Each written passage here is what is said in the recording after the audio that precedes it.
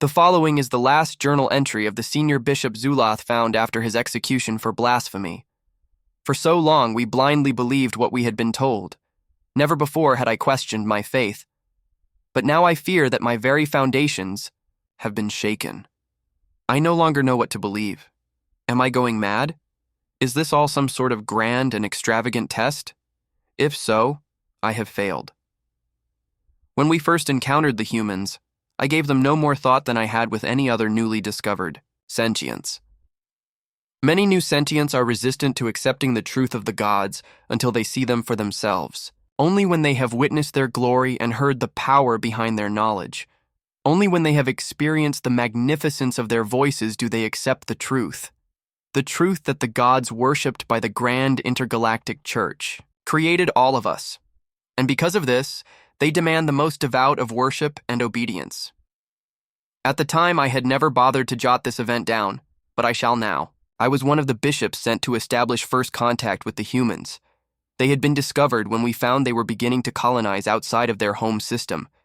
We boarded one of the humans' own diplomatic vessels where the greatest leaders of their home planet, Earth, were gathered. I was initially astonished by how many leaders were present. It appeared that the humans were an extremely disorganized species that would tear each other apart without our guidance. As I walked aboard the vessel and took in their forms, I noticed their predatory eyes. Eyes arranged on the front of the head were always the sure mark of a predator. Of course, this did not daunt me. My own species, the Timbulok, were predators as well. I was just aware that predatory sentients were almost always more resistant to conversion. But they all converted in the end. I greeted the humans in the customary manner dictated by the church. Before they could ask any of their questions, I explained their situation. The Grand Intergalactic Church required that they meet with the god I served, Theaxilion. After meeting Theaxilion, all humans would be required by galactic law to worship Theaxilion and all other gods of the Grand Intergalactic Church, as well as abandoning all earlier primitive belief systems. Additionally, they would be required to obey the gods without question or doubt. After giving my speech, which I have done before being a senior bishop of the church, the humans laughed. Despite the obvious disunity of the humans, they all found this proposal most humorous. I remained calm and collected as they laughed in my face. They would soon know fear when they met with one of our lords. They would get down on their knees and beg for forgiveness from this event. But for the time, I knew I must be patient. I must be calm. Without any sign of anger or annoyance from their outbursts, I explained that they would have 112 galactic standard days to meet with Theaxilion. If their own vessels could not reach him in time, then their leaders would be delivered by the church. Failure to comply would have dire consequences for their entire species. This quieted the humans. They began to whisper amongst themselves. I could almost feel the growing fear in the room. Humans understood a threat when they received one. They asked me many questions for which I gave them direct answers. I knew they would meet with Theaxilion, and when they did, they would become just like every other sentience in the galaxy. They would exist only to serve the gods. In 110 galactic standard days, the humans finally arrived at the grand bastion of Theaxilion. They had cut it close, but I was mildly impressed that this new species was able to arrive on their own accords. They had arrived in 3 diplomatic ships. I had expected them to come with much more for each of their leaders, but apparently first contact with the larger galaxy had unified them at least slightly. The humans docked on the rocky planet Daxilon, where they would commune with Theaxilion. I greeted them as they disembarked from their vessels. They greeted me in return, but I could tell they were wary and on guard. I guided them to the grand temple of Theaxilion, where they would hear the voice of my lord. They took in the grand temple with awe and fear. It seems they were not expecting the temple to be a mountain itself. We took a few vehicles and made the climb up the temple.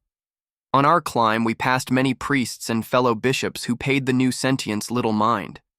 After some time, we arrived at the very top of the temple. The temple's perfectly flat and expansive top allowed the humans to spread out, but they instead preferred to stay near each other. They obviously did not trust us. So where is this so Called God of yours? All I see is the barren rock that you brought us to. I expected a throne or something up here, but all I see is this mountain and a whole lot of nothing around us," one of the humans said. "You have not been brought here for nothing. All will be revealed. Your meeting with Thyaxilion has begun. Look up," I replied.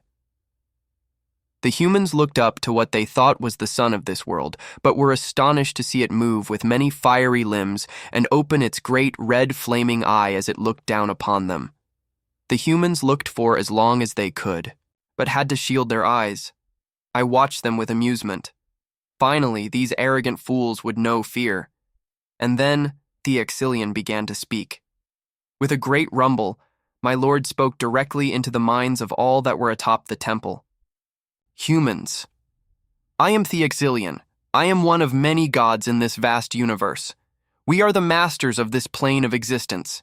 You may have attempted to worship us before now in primitive ways, but now that you have seen one of us, you will abandon all previous and false beliefs. You will follow our every command. You will forsake all false idols. You will worship us as the true gods of the universe. Failure will result in your annihilation." The humans were stunned. They looked amongst each other in fear. But some of them seemed to hold themselves together better. One of these stronger humans shielded its eyes from Thyaxilion and spoke. "If you are truly our god, then what do you know of us? All you look like to me is a big sun with a giant goddamn eye.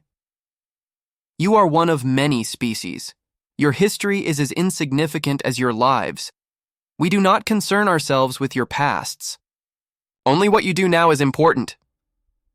The same human spoke again. "You've given no proof to us that you are a god. All you are is a big-ass talking star." At this point, I was taken aback by the arrogant human's words. No sentient that I could remember had ever spoke to Thyaxilion like this before. But it wasn't long before my lord responded. In a flash, the arrogant human was incinerated before all of our eyes. It never even had a chance to scream. "I need not give proof of divinity to mere mortals. I am eternal. I am Thyaxilion. We gods are firstborn of the void, and before us you are all nothing. You need not be extinguished if you obey." With these words, the ground of the very temple shook violently.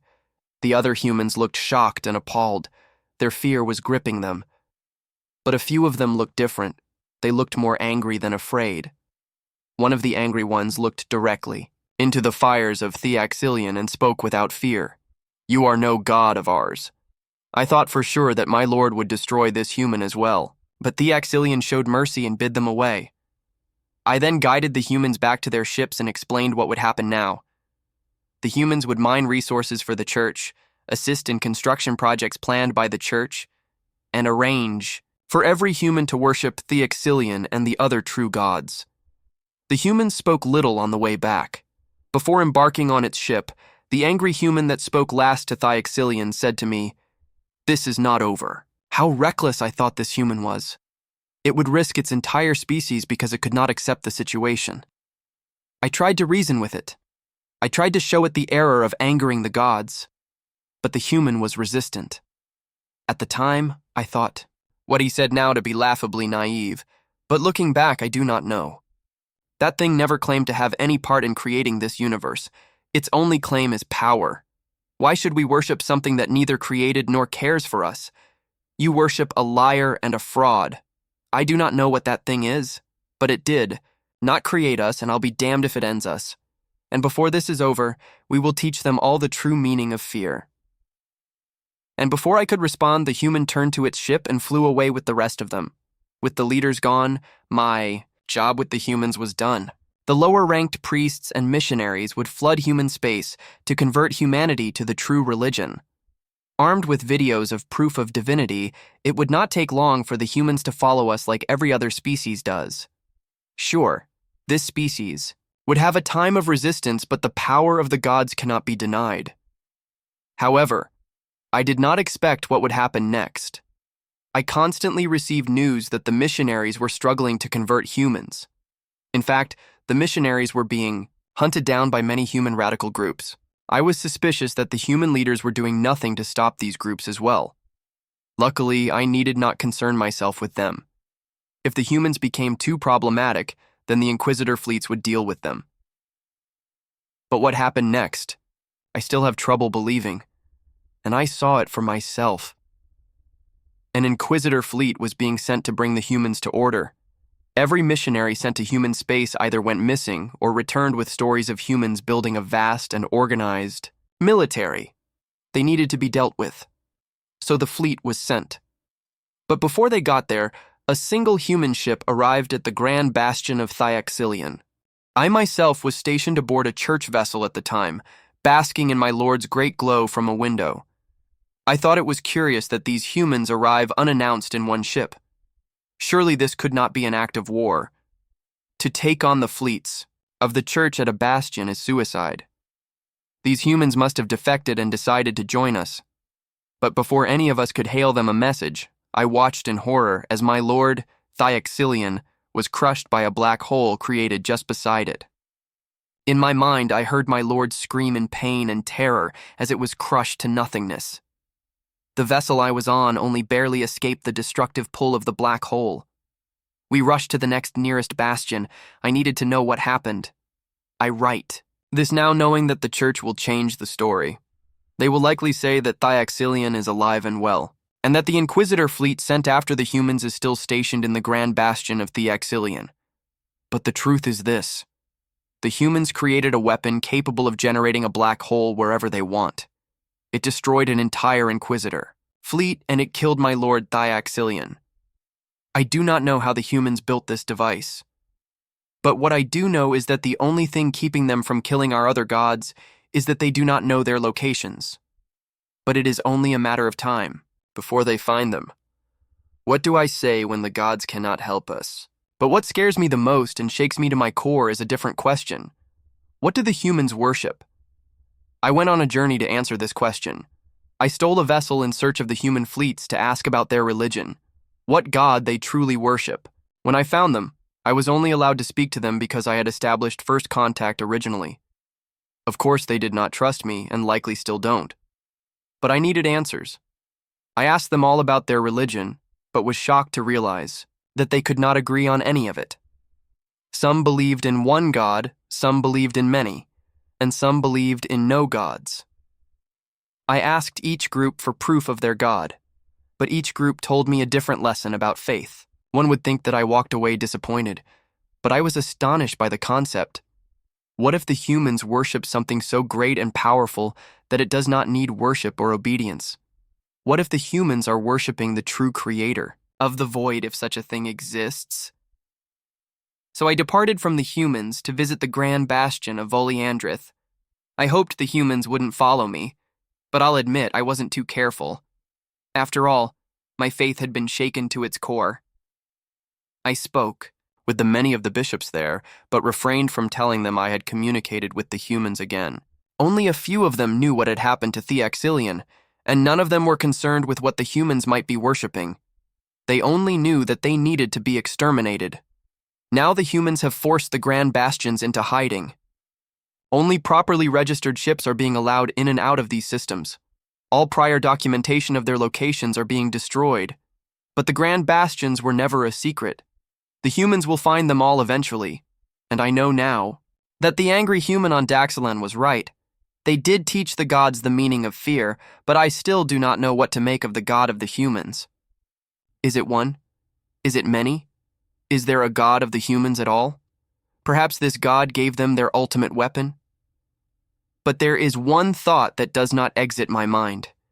If the humans are this powerful, then what in all that is divine do they worship? What commands their worship? What is the god of the humans? Dust. It coats every conceivable object within vision and outside it.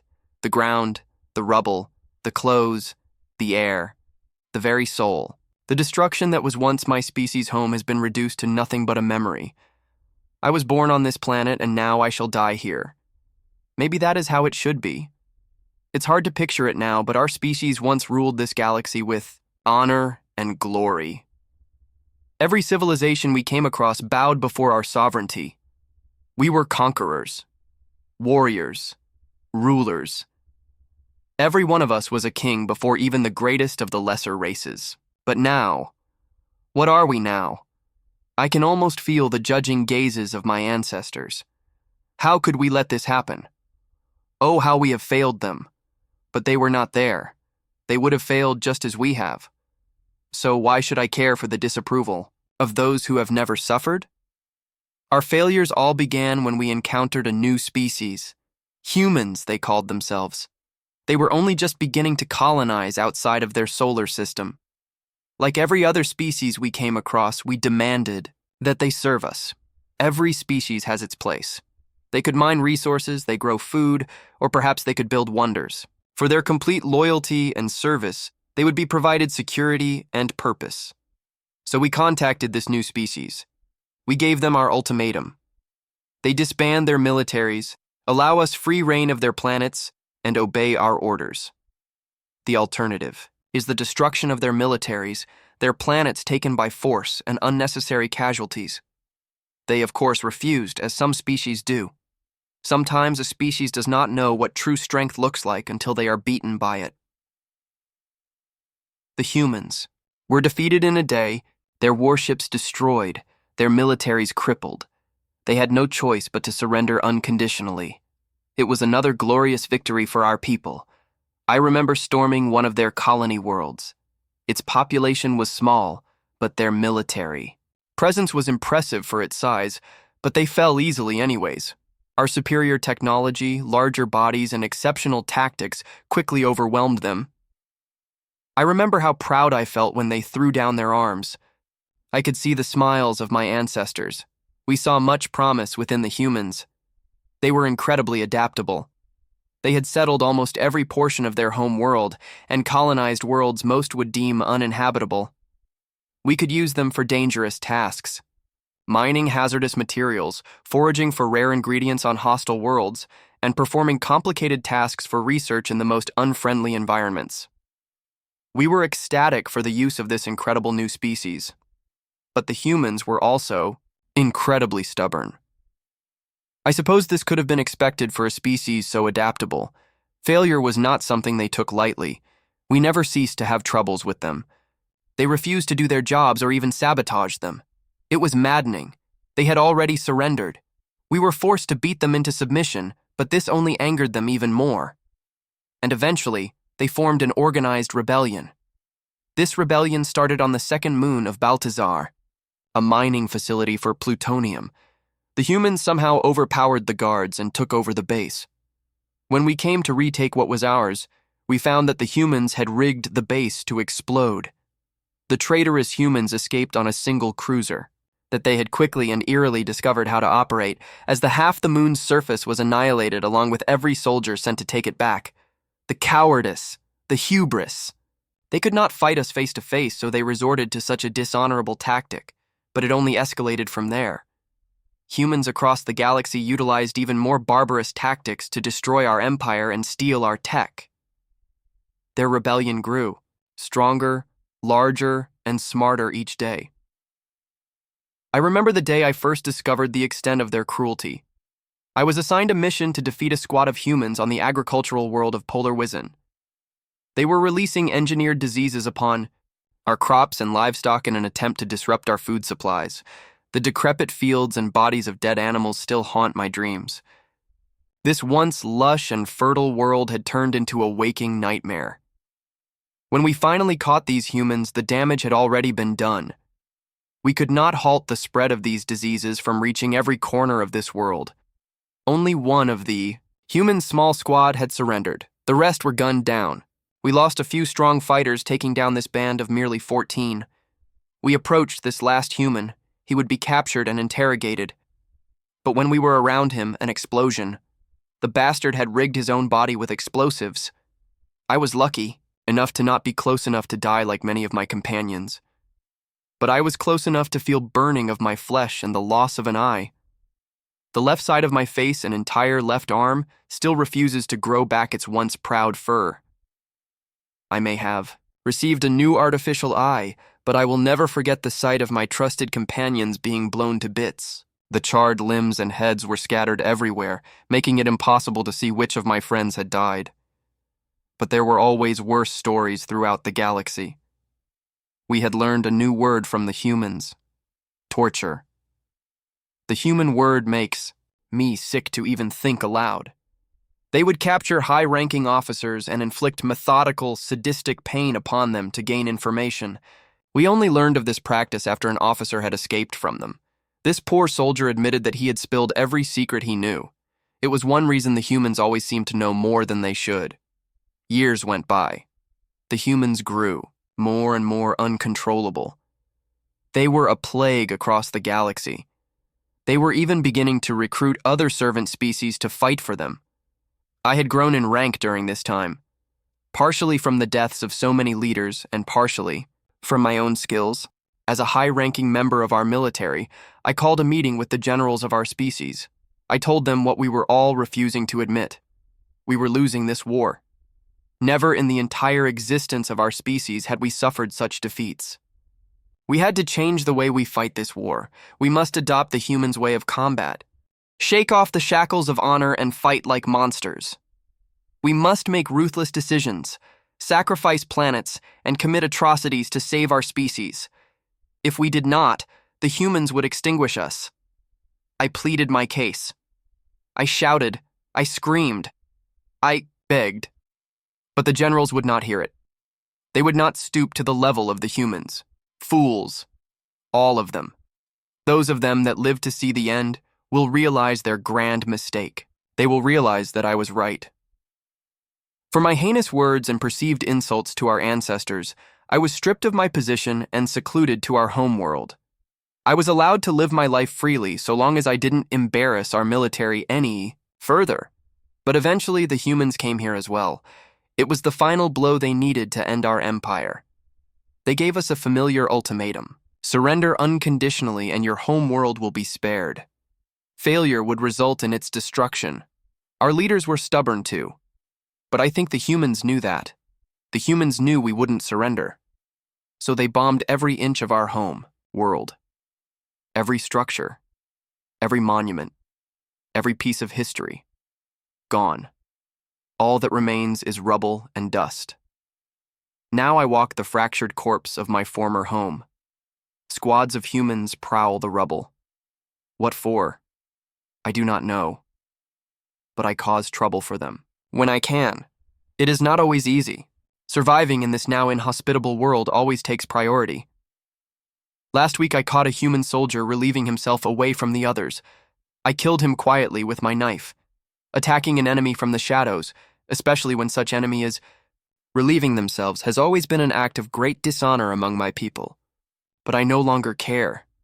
I sliced the head from his lifeless corpse and stuck it on a piece of metal from the rubble. I hope the other humans find him. They deserve to jump at every shadow in this place as I do. I know that my ancestors are ashamed of me and the monster that I have become. But they never knew suffering as I have. They never had to learn from the lessons of defeat. Perhaps that was our weakness. We had never known failure. Our own strength led to our downfall. But what it comes down to is honor. There is no honor in war. We were fools to think that we could fight without getting our hands dirty. So if war is a knife, then what is honor but rust on the blade? Enjoy another amazing story. What do you mean we can't move it? Asked Larouk.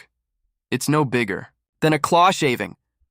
But the density, answered Blemu, his forked tongue flicking nervously at the air. He could literally taste Larouk's frustrations as the much larger reptiloid paced around the cabin. What about it? The artifact is sitting on table in the cargo bay. Not even a very strong table. I could bend it with one talon. This has nothing to do with the table, howled Blemu. The artifact cannot be moved. I'm ordering you to move it. The Empress will be on station within a day. Do you think she, may scales be ever blessed, will deign to enter such a place? The Empress? Asked Blemu. What is she doing here? Whatever she wants, up to and including skinning us alive. The Empress, but Blemu's tail flicked, tossing fine red sand against the synthetic stone walls. Even in the depths of space, so far from their home world, his people could not force themselves to live in the stark metal boxes the other peoples preferred. It added enormously to the mass of their ships and stations, but was well worth it for the preservation of their psyche. They had lived in stone caves for millennia, before the accursed Klek had appeared and uplifted them. Uplifted to little, more than slaves of the much more technologically advanced race. Then the humans came and everything changed. That had been another 1,000 years in the past, and Blemu didn't have time to dwell on ancient history. But you don't understand. It's not that I am refusing to move the artifact. I can't move it, said Blemu. No one can. You lie! Bellowed Laruk and pinned the Blemu against the wall. His razor-sharp claws dug deeply into Blemu's scales, but did not pierce them. You will move the artifact, or you will atone to the Empress personally. I can't. We must. Either move the station around it or leave it where it is, screeched Blemu. Laruk's claw dug in deeper, drawing pinpricks of blood. I don't know how the humans did it. The artifact has almost no external gravitation field, but enough inertia that it must have the mass of a worldlet. We can't move the station, Laruk hissed, but was interrupted by the silent, diminutive creature hiding in the corner of the room. Forgive me, Master, but there may be another way, it said, ducking back behind a rock outcropping. Laruk turned to the small furry mammal. He'd tasted it lurking in Blemu's shadow when the pair first entered the room and ignored it. Speak, pray, or you will find out what that word really means, said Laruk. My name is Squee, Master Laruk. May your scales be ever polished, said Squee, peeking out from his hiding place. Master Blemu is correct to say we cannot move the artifact. My people, the Moose, lost many ships in this region before we discovered it. No external force has been able to change its path by any perceptible amount. We built this station around the artifact to study it and the lost art of space folding its builder. Get to the point, pray, interrupted Laruk, adding a slight edge to his voice. He'd dropped his claws away from Belmu's throat, but still had held him against the wall. Forgive me, Master Laruk, said Squee, ducking completely behind outcropping again. We know the artifact was made by humans. We know that it was not always here, or always on this path. It must be able to move itself. It's been dead for thousands of years, pray. What do you propose? Asked Laruk, smacking his tail against the hard decking, sending fine red sand flying in an almost fluid arc. Oh, merciful one! I suggest we feed power into the artifact and ask it to move itself, said Squee, stepping out of hiding and locking eyes with Laruk. It was a calculated risk that made the hair along her spine stand on end. Are you mad? Yelped Blemu. We don't know the first. Shut up! Laruk twisted and snapped his jaw scant millimeters from Belmu's bare throat. This prey has more courage than your entire clutch. Turning back to Squee, he asked, Can you do this? The apparatus has been prepared for months, said Squee. Master Blemu feared the artifact. It's a human weapon. Weapon from before the fall. Laruk's jaws snapped again and Blemu's corpse dropped to the ground in a limp heap. Proceed, said Laruk. But do not forget, you are prey and I am the predator. If you fail, you and your entire brood will warm the Empress's belly. Hypervisor online. Energy. It flowed through his body like hot cocoa settling into your stomach. He could feel circuits and systems that hadn't been powered, in centuries coming slowly to life. Primary intelligence online. Status report. Main reactor offline. APU offline. Weapon systems offline. Propulsion offline. Static spatial fold stable. Energy reserves 1%. External power feed nominal. Capacity unknown. Fuel reserves at 30%. 30% wasn't good, but should be enough to reach the nearest gas giant, assuming the propulsion system could be brought back up after. He couldn't remember how long it had been shut down. Why was it shut down? Warning, improper restart procedure detected. Primary intelligence stasis interrupted prior to AI core. Restart. That wasn't good. He turned his focus inwards, checking each of his internal subsystems, hoping there was enough of his memory and cognitive ability intact to bring the rest of his self back online. Waking up full AI was tricky to begin with. Do it wrong, and the AI's mind could collapse into irrecoverable psychosis. Can you understand me?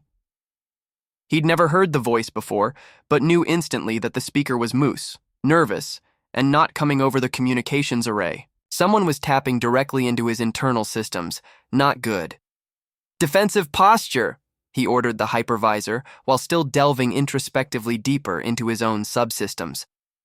Countermeasure failure. Physical tap detected. Damn, that really wasn't good. Acknowledged, he said to the hypervisor, carving of a fraction of his focus. Threat assessment? Who are you? The voice synthesizer seemed to cough and sputter as it spoke. Squee wiggled her whiskers, tapped a few keys on her keyboard, and spoke again. I am Squee of the Moose. Please state your designation. Nothing happened. Powering up the tiny artifact was no simple matter. It was too small to attach cabling to, so her team had rigged an inductive cradle around it to feed in power. Even then, the artifact had burned out the first 3 cradles before they'd been able to build one capable of powering the device. The communications feed was nearly as difficult. Thankfully, her people were good enough with microsurgical techniques. After months of examining what was exposed of the artifact's optical network, her team had been able to tap into its internal network and start exploring. The sheer scale of what they found was mind-boggling. It was more like exploring an entire planetary network than something a few millimeters in size. Designation Sigma 936, classification Dreadnought. You can call me Dan, it responded, much more smoothly this time. Squee tapped a few more keys, double-checking her references before speaking. Hypervisor override sequence code 35 Alpha 9. Request manual navigational control, she stated. Well, that's just rude, responded the voice synthesizer. Dan finished enabling the last of the errant memory modules in his AI matrix. They hadn't come online because his boot sequencer wasn't powered on yet. His boot sequencer wasn't powered on because the hypervisor had been manually enabled with a direct fiber optic feed rather than the usual internal triggers. Power system diagnostics, he ordered the hypervisor. The perceptual VR subsystem was thankfully one of the first things the hypervisor brought online, even before the AI matrix. Without it, Dan would have been as helpless any other brain in a box. Human minds had a difficult time adjusting to existing inside computer systems, and he'd had a harder time than most. A few of his cohort were able to function raw without the VR overlay, but he'd never quite gotten used to it. Main reactor offline. APU offline. Energy reserves at 2%. Inductive power feed nominal, capacity unknown. Requirements for main reactor restart. Energy reserves of 10%, APU must be online, or high-capacity external power feed must be available. APU restart requirements. Energy reserves of 3% or medium-capacity external power must be available. At the rate his energy reserves were recharging, he should be able to restart the APU in a few more seconds, assuming whoever was tapping into the optical network didn't have other ideas. Dan turned his attention back to the open communications channel. Whoever this Squee was, she knew enough about his internal systems to fake a comms channel without tapping into that communication subsystems. That was dangerous, particularly since the last thing she had tried to do was override his hypervisor with a code he'd never heard before. She'd used the correct format, so she obviously knew her stuff, but the code was at the wrong part of the sequence. There was a formula the brains back at HQ used to generate those codes based on ship designation and launch dates. Squeeze would have been correct if he'd launched 1,000 years after his keel had been laid. That didn't make any sense, though. A quick check of his internal chronometer stopped him dead for a full millisecond. How long have I been offline? Asked Dan. I don't know, said Squee. By our calendar, you have been adrift in this system at least 10,000 years. That was a long time, even by his own extended timescale. Where are we? My navigational sensors are still offline? Asked Dan. But not long, he silently added to himself. He called up a virtual terminal and forked off a copy of himself, hoping Squee hadn't thought to air-gap her own systems. This was once the Collect Home system, but they are long gone now, responded Squee. He could hear her tapping away at a keyboard, and thanks to the efforts of this other self, could now see her was well. She was a moose, all right, complete with mouse-like muzzle, whiskers, and inquisitive ears. Humans had discovered them shortly before the Klek War began. Who? Won? Asked Dan. Energy reserves at 4%. Begin APU restart, said Dan. Beside him, his other self smiled as he started downloading the station's datanet.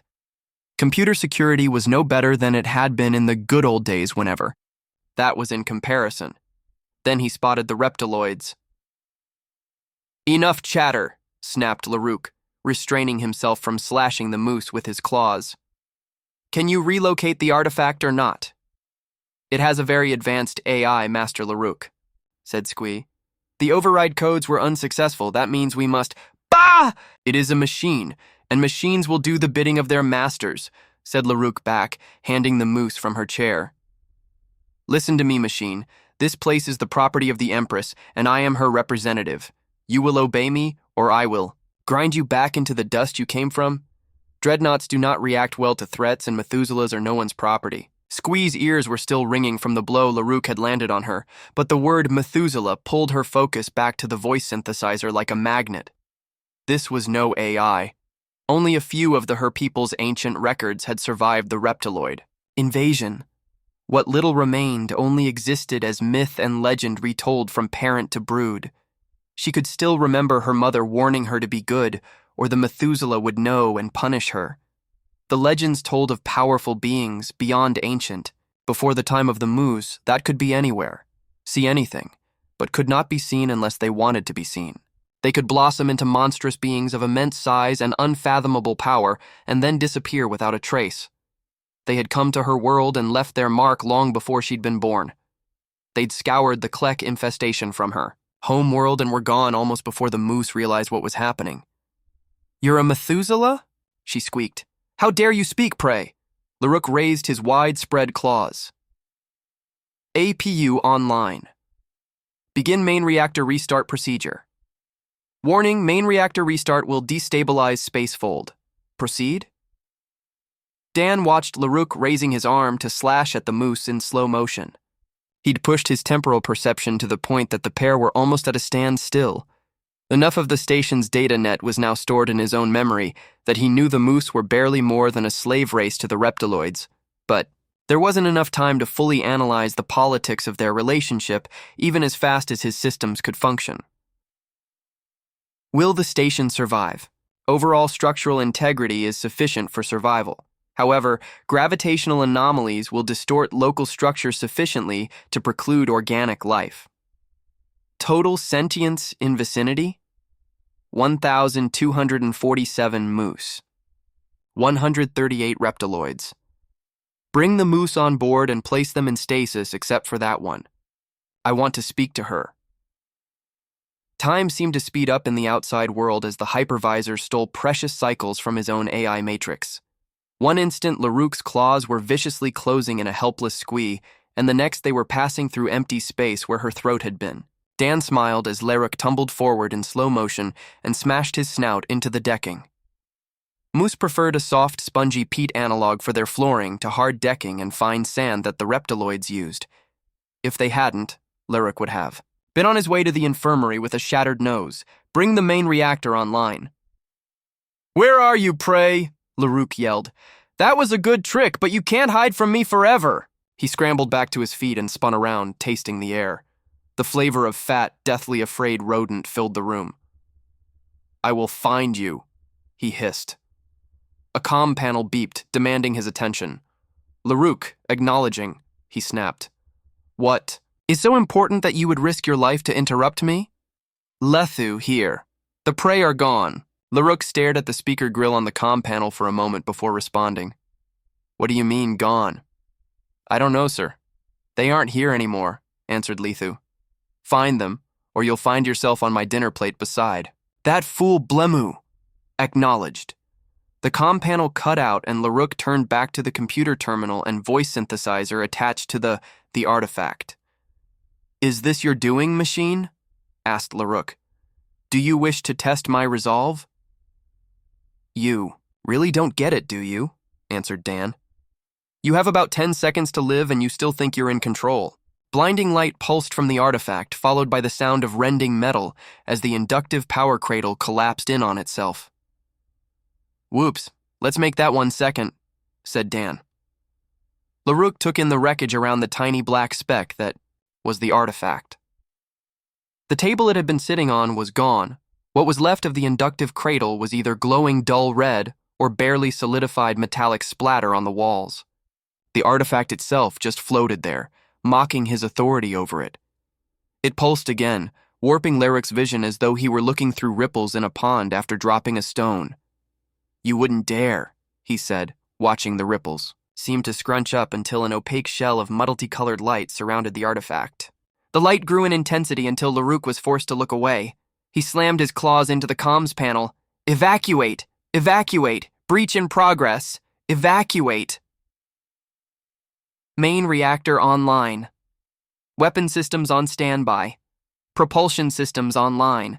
Spacefold stability re-established. Dan smiled. There wasn't much left of the station. He'd goosed the reactor restart procedure a bit, causing some of this real mass to leak through the spacefold that normally kept it hidden.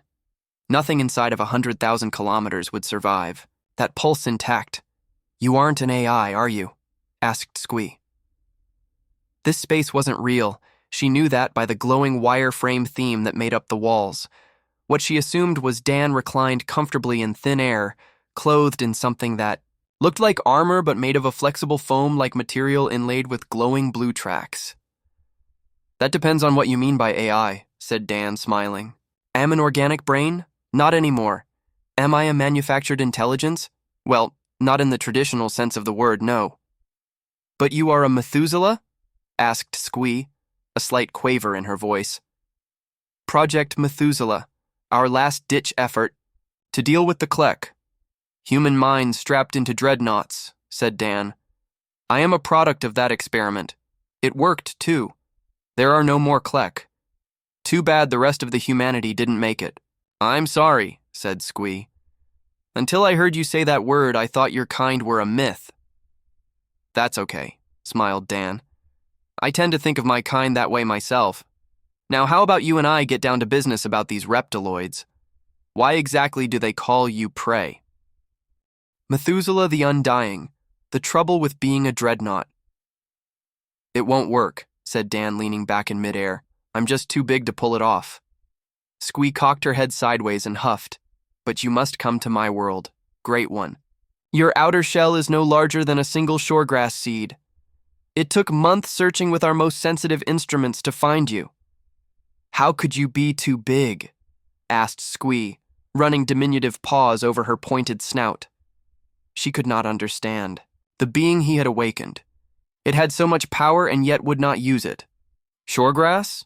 That's not in my database, said Dan. The seeds are small, no more than 2 centimeters in length by your units, offered Squee, still frowning. That's just... Well, you might call it a snorkel or an anchor. Even better, let's call it a sensor and drive pod. It's just a protrusion through my space fold into normal space, said Dan, shaking his head. The bulk of my volume inside that fold. I do not understand, Great One. Okay, just stop it right there. My brain may literally be the size of a planet, okay, continent, but I am most definitely not a Great One, cut off Dan. Let's get this straight right now. I was a human, made of the same flesh and blood as any organic. Then along came the Klek and messed everything up for everybody. One wrong step and I'm short a leg, a few feet of intestine, and a man in all black is asking me if I'd like a chance to dust the bastards that did to me. The only thing great about me is how big of an asshole I can be when someone pisses me off. Blue light along the circuit like tracks on Dan's armor. Squee couldn't quite tell if the thin material was permanently affixed to Dan's body or some form of clothing the Methuselah wore. Was there a difference? The two of them were still floating in a wireframe room outlined by thin blue lines. There was a low ploy model of a door on one wall with a cube for a doorknob. To the side of the door was similarly crude window that seemed to open into empty space. It wouldn't have been too bad if the two of them weren't floating in thin air above a floor that slowly rotated around them. Every few minutes, up and down would visually reverse. Squee had to keep her eyes locked on Dan to avoid a rather nasty case of motion sickness. I'm sorry, Gore. Dan, said Squee, clicking her teeth. But I still do not understand. Dan sighed. Present estimated mass? Asked Dan. Designation? Sigma 936. Classification Dreadnought. Submerged mass 70 yottagrams. Apparent real space mass 5 grams. The words seemed to cycle through Squee's mind unbidden. She hadn't heard them spoken or read them, the information just appeared. Cool, isn't it? That's the hypervisor, said Dan. How? Am I still... Squee couldn't finish the question. Don't worry, you're still organic. Even if, had the equipment, I wouldn't do that to you without asking. The important part is that mass and how it interacts with the spacefold. I'm as massive as any moon, but that drive pod masses right at 5 grams. One of the eggheads that designed the fold engine could probably explain how it works and why you get the inertia of a planetary body, but not the gravity of one. That kind of math was never my thing. What this means is if I emerge into real space, I'm big enough and massive enough to mess up your planet's orbit and tides, and if I stay inside the spacefold, there's not enough of my mass exposed to create an effective orbit. A Methuselah dreadnought only dives into a system's gravity well to siphon off fuel, or if they don't care about something as insignificant as starting an ice age. Empress Mother, we are approaching your prize. Her soldier stood at the entrance to her birthing chamber, being careful to keep his eyes studiously pointed at the sandy decking. He was a younger male, perhaps 10 circles of the eye from hatching based on height and build. No scars, though. He was either very good at avoiding combat or didn't lose. Thank you, child, said the Empress. Tell me, when did you last set foot in the Ring of Honor? The young reptiloid swallowed hard, his tail slapping once with a loud thump. I have yet to prove my honor, Empress Mother. Ah, perhaps I have misjudged your age. How long have you been free of the egg? He started to look up, almost, forgetting where he was while concentrating on the simple math, but caught himself. The Empress could see from he set of his shoulders and the way he bobbed his head, as if counting how much mental effort it took for him to answer the simple question. Almost 9 circlings. My first feeding is to take place in, again he paused, counting on his talons. About 3 days, Empress Mother. She bared her teeth in a thin smile. And how have you chosen to feed? I have been granted a feral of the moose as my prey, he stated, squaring his shoulders and raising his head ever so slightly. Ah, stated the Empress, looking away. Who is your clutch mother? Princess Mother Nyla, Empress Mother. She gave the solider a quick visual once-over and tasted the air. A touch of awe with a hint of pride flavored the room, but there is an undercurrent of fear there as well. No bloodlust, no hints of strength, nor twangs of barely restrained violence. So sad. You may go. The child bowed low, keeping his tail level with the ground, then turned and quickly left. Mother, were you listening? She asked the air. Yes, daughter, answered a voice that seemed to fill the room. Without fire, no more than prey. Such a waste. Then we're agreed? The children of the Empress Mother must remain true to themselves. Spacefold instability detected. Exterior view, snapped Dan. The wireframe room was replaced by what was left of Squee's old lab. Emergency lighting was still active, but flickering in and out. A large hemispherical dent warped the ceiling and deck panels, as if an enormous balloon had been inflated around them. Sections of the outer walls were missing entirely, opening the lab to empty space. At first, she thought the reptiloids must have escaped or that Dan had spirited them away in the same way had the moose. Then Squee spotted a dark, reddish-brown splotch on one of the remaining walls. Then another and another, thin film reptiloid, flash-frozen and vacuum-desiccated. So much for Larouk, said Squee. What? Oh, the reptiloid, said Dan, noticing where Squee was looking.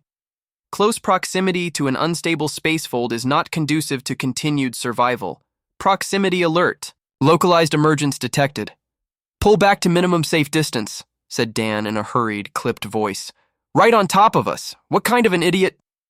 Dan's voice trailed off. The lab had disappeared in a blur of motion to Squeeze. Right. There was no sensation of acceleration, no rumble of rockets. The outside view just moved and then stopped as suddenly as the motion had started. Squee turned to look the way they had come and immediately felt panic rising inside. Her instincts were telling her to hide, to disappear, to run anywhere else, but there was nowhere for her to go. No stones to duck behind, no dirt to burrow into, just the vast emptiness of space, the remains of her station, and a shimmering metal ball the size of a moon. Long blackened streaks stretched thousands of miles on its surface, evidence of unimaginable energies expended against that metal shell in the ancient past, energies that had failed to harm it. Space seemed to ripple in the background, twinkling and twisting as the behemoth re-emerged into real space. The debris for the moose seemed to station ripple along with the stars. Shards of metal were pushed, further apart and then slammed back together as the massive sphere's gravity was reasserted. "Bring the weapons online," snapped Dan. "Molecular degenerator launchers online. Point defense lasers online. Kinetic accelerators online. Ammunition unavailable.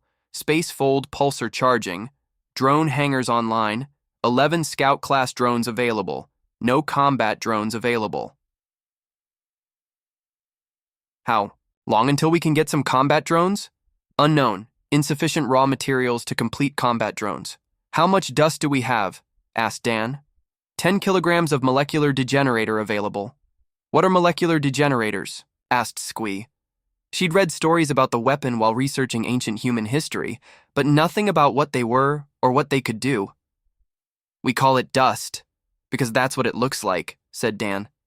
"Nanomachines that look like a fine black powder. They spread out until their target is surrounded, and then collapse it to something just this side of a singularity. Nasty stuff. The more you drop, the faster they work. A gram of the stuff can collapse an entire star. System in a few hours. 10 kilos would take seconds to do the same job." "But that's..." Squee couldn't finish the sentence. She couldn't even finish the sentence. That feeling of panic was scratching at the edges of her mind. This relic of a long-dead race, this thing, this human could wipe out an entire species at a whim. "What have I done?" she screeched. Dan glanced away from the newly arrived planetoid and saw Squee shivering, trying to curl herself into as small and tight a ball as she could. "I'm a dreadnought, Squee," said Dan, looking away. "Methuselahs weren't built to fight against the Klek or anyone else. The few of us that ever left space dock never came back. We don't defend things, we don't threaten. Methuselahs have one purpose and one purpose only. We end wars." "No response from the prize, Empress Mother," stated the soldier. "Life signs?" "None, Empress," responded another soldier off to her right. She had deigned to leave her birthing chamber to oversee their arrival herself, only to find a collection of space junk where she'd been told there was a station. She would feast on whoever was responsible for this farce. "Children," she said in an almost icy voice, "please tell me what has become of my prize." "Empress Mother, the station is in pieces. There are reports of minor debris impacts." "To our hull," stated the first soldier. "I can see that, child." There was an edge to her voice that brought all activity in the command center to a halt. "What I want to know is why." "Forgive me, Empress Mother. They're evidence of an unstable fold within the station, but it is no longer present. Perhaps we emerged too closely, dear Mother." There was no mistaking the shrill voice of Princess Leifu. She and her younger sister Nyla stood in their customary positions behind and to the Empress's left. The Empress didn't acknowledge her daughter for several seconds, keeping the soldier pinned in place with her gaze. Parallel scars stretched the length of his left arm. The wound would have been deep and agonizingly painful. In other times, it might have cost him the arm and position within the family. "Did you hear me, or is your hearing failing as badly as your judgment?" chided Leifu. The Empress had to admire her daughter's instinctual balancing the reach her powerful jaws against their own ability to dodge and counterattack. A hard-learned skill that several of their sisters never got the chance to master. "Daughter Nyla, is this pathetic creature one of yours?" Nyla's eyes flicked away from her mother and older sister to the soldier for only a fraction of a second, just long enough for the Empress to notice. Nyla wasn't as physically strong as Leifu, but she was smarter and much more resourceful. Every clutch she produced made their way to lead science or technical roles within the family, but only a few ever set foot in the Ring of Honor, and even fewer survived. No, he is of my elder sister Leifu's line. In fact, I believe that all of the soliders here are of her line, Empress Mother, stated Nyla with almost disdain. Physical strength would never be her path to power.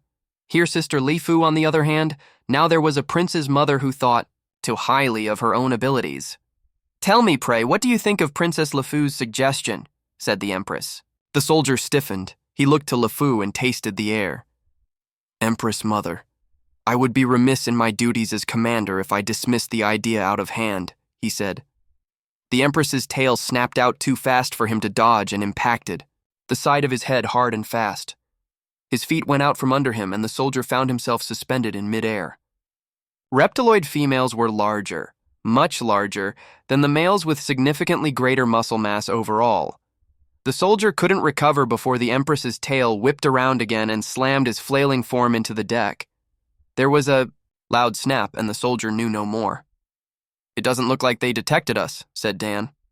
Squee was slowly uncurling, though her fur was standing one end, making her look like an extra dense dandelion seed puff. He couldn't run without giving away his position and direction of travel, and that monster out there would have no trouble tracking him. Identify the new vessel, passive sensor only, said Dan. Classification Dreadnought, estimated mass 80. 1 yotagram's identity confirmed. Designation Alpha 002, Project Methuselah Prototype Unit.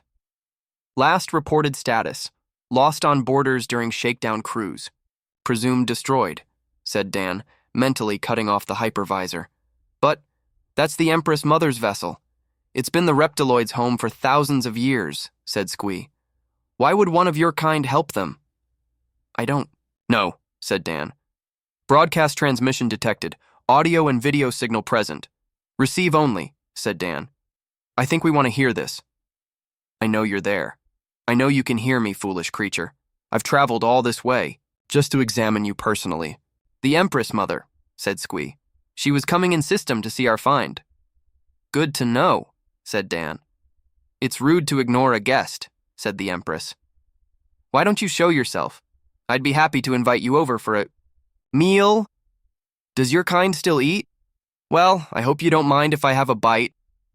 Her head disappeared out of frame for a moment and returned with a scrap of reptilian skin hanging from her lips and blood-stained teeth.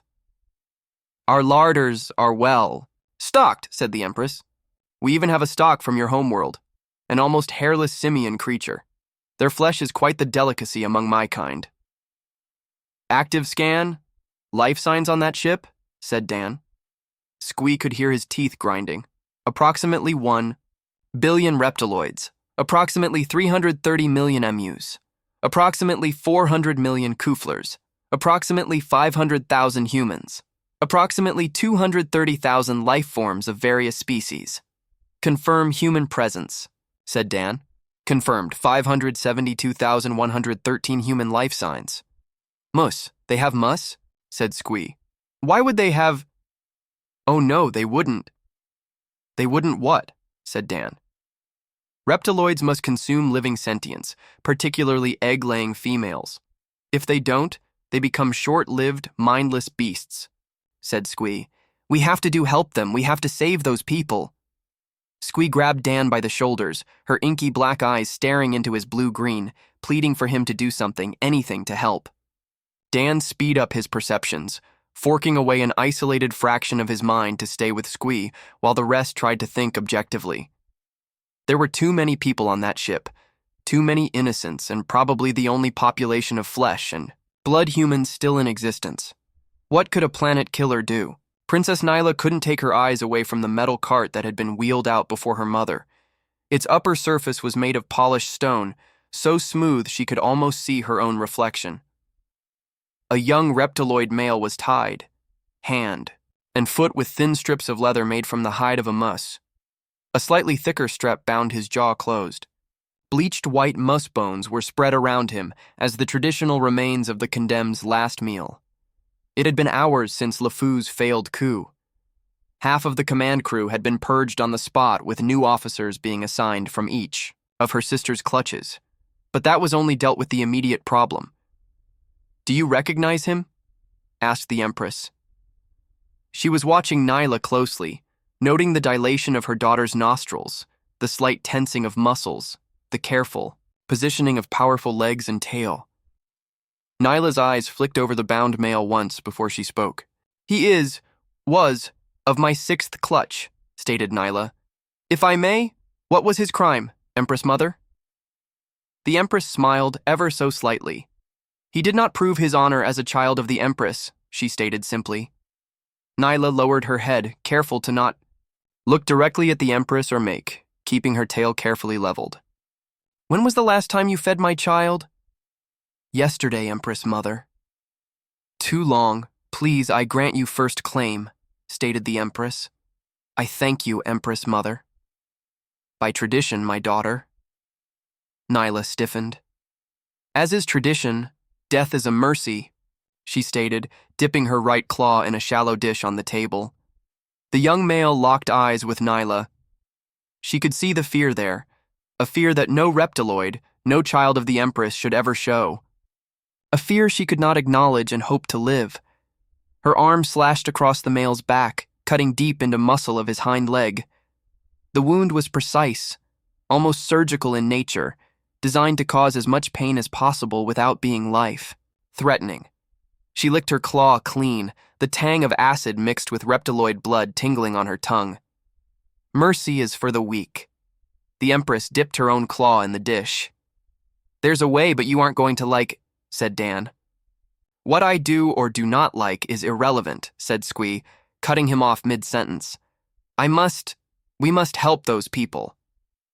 Dan held Squee's gaze for a long moment. Could he trust this creature? The moose were known to be friends of humanity in his time, peaceful and loyal almost to a fault, but that was thousands of years in the past. Were these moose the same he knew? How had they changed in all that time? He broke away first, looking back to the scarred behemoth that had somehow fallen into the hands of the reptiloids. "The way I see it," stated Dan, "there are a very limited number of options. This ship, and by extension me, are the property of the human consortium under the aegis of the Terran Diplomatic Corps. Since my reactivation, I have received no responses to any communications I've sent via normal diplomatic, military, or even commercial channels from any human or human-adjacent species I'm familiar with. The database from your station mentions a number of those species as still active, but does not mention the consortium at all. Are there any humans left? Does the consortium still exist?" Squee blinked, taking several measured breaths to calm herself before responding. "I am sorry, great..."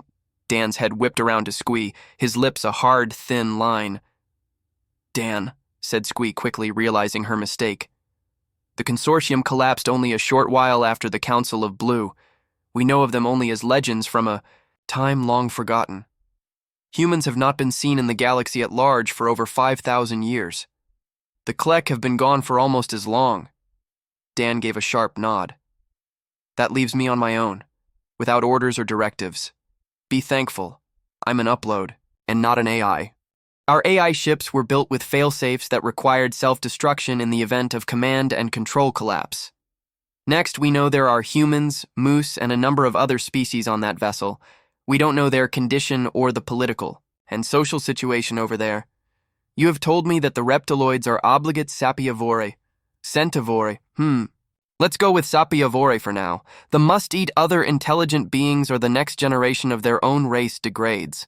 Are there any known alternatives for this requirement? Does it matter? For me, it is enough to know that they, as a race, have taken others of my kind and your own kind as cattle. The dead do not care why they are slain, only that they no longer live." Dan smiled at that. "The dead do not care about anything. They're dead. We're the ones who have to go on living," said Dan quietly. "If I destroyed that ship, if I decomposed everything and everyone on into a cloud of subatomic particles, what would you say?" Squee didn't hesitate. "What must be done must be done. And if I decide to leave them as they are..." "Could you do that, oh great one?" said Squee, ignoring the sour look her words elicit from Dan.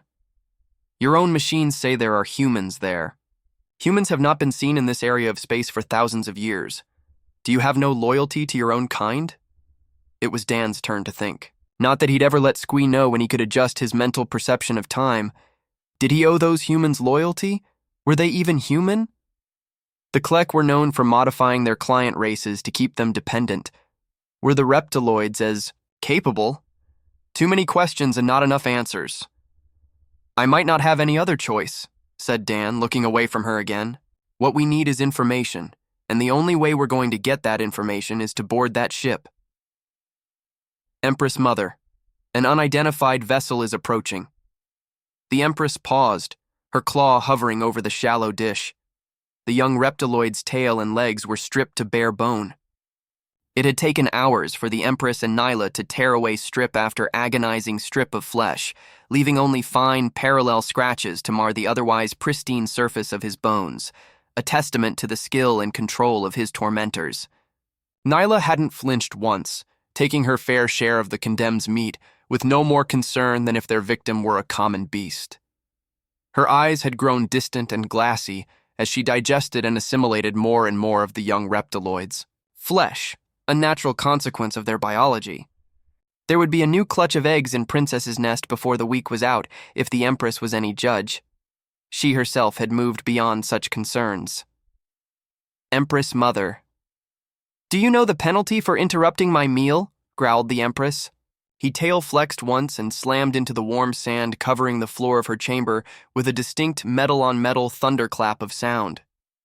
The messenger took a step back, his eyes straying to the gory, still-breathing mess the two reptiloid women had been pacing around when he arrived. He was about the same age and distinctly aware of the scent of blood in the air. I beg forgiveness, Empress Mother. The ship appeared out of nowhere and approaches under diplomatic truce.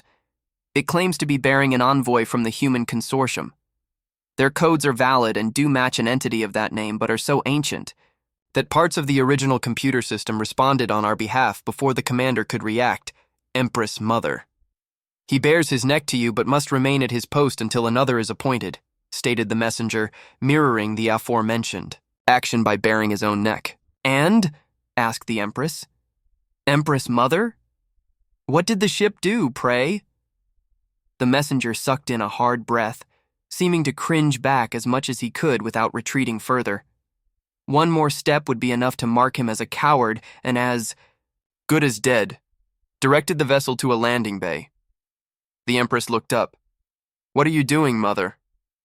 This was not my doing, daughter, came the immediate, growled response. Nyla looked towards the ceiling with wide eyes. The Empress smiled at her reaction. She'd had almost the same expression of unreasoning panic on her own face when she was still just a princess and heard that voice for the first time. Fleetingly, she wondered how her own mother had learned of their hidden master when she claimed the title of Empress. Where is the ship now? Asked the Empress, looking back to the messenger. The vessel is in hangar deck 43, Empress Mother. Mother? This is beyond my power, child. Are you not the master of this craft? Asked the Empress Mother, letting a touch of the annoyance she was feeling enter her voice. Remember your place, child. The disembodied voice boomed through the room. Nyla flinched and the messenger dropped into a low runner's crouch with his tail straight and rigid behind him, but did not run. So be it, stated the Empress. With a single swift slash, she buried her claw up to the knuckle into the back of her meal's skull. The young reptiloid twitched as the last vestiges of life left his eyes. Neela stared at the Empress's claw, frowning. There had been at least another hour, maybe 2 if they were careful, of life left in their victim. Now their meal was over.